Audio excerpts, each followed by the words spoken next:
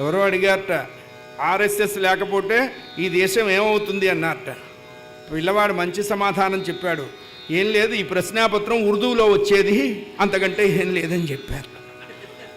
అంతే కదండి. అలాంటి భారతీయ జనజీవన స్రవంతిలో మనం కూడా కలవాలి, మన పిల్లల్ని కలపాలి. అంతే. పిల్లలకి ఆస్తి ఇవ్వకపోతే వాడు ఒక్కడే ఏడుస్తాడు, వాడికి సంస్కారం ఇవ్వకపోతే ఊరంతా ఏడుస్తుంది. అందుకు జాగ్రత్త పడాలి.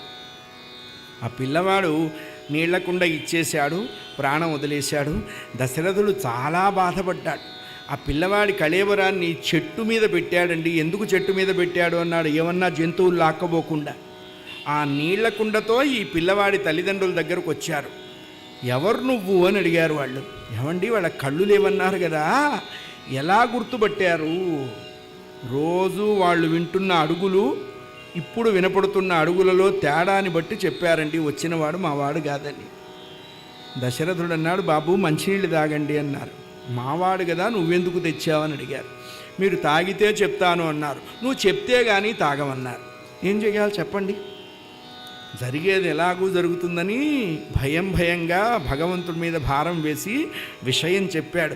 వాళ్ళు వెంటనే నేల మీద రాలిపోయినారండి. అరటి చెట్టు నరికితే ఎలా పడిపోతుందో అలా పడిపోయినారట.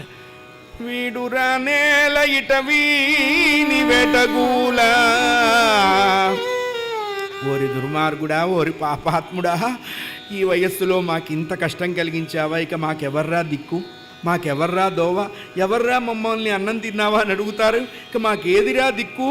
అందుకనే దుఃఖాలన్నింటిలోకి గొప్ప దుఃఖం ఏమిటి అంటే కడుపును పుట్టిన బిడ్డలు వెళ్ళిపోవటము.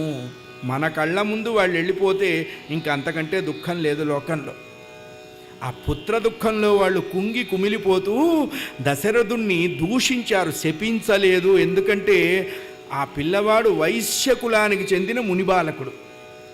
వైశ్యుల్లో తండ్రి క్షత్రియుడు, తల్లి వైశ్యకాంత. ఆ పుట్టిన పిల్లవాడి పేరు శ్రవణ కుమారుడు. రాజుగారిని శపించకూడదు, వాళ్ళ మనస్సులో ఉక్రోషాన్ని వెళ్ళగక్కారు, దుఃఖాన్ని వెళ్ళగక్కారు.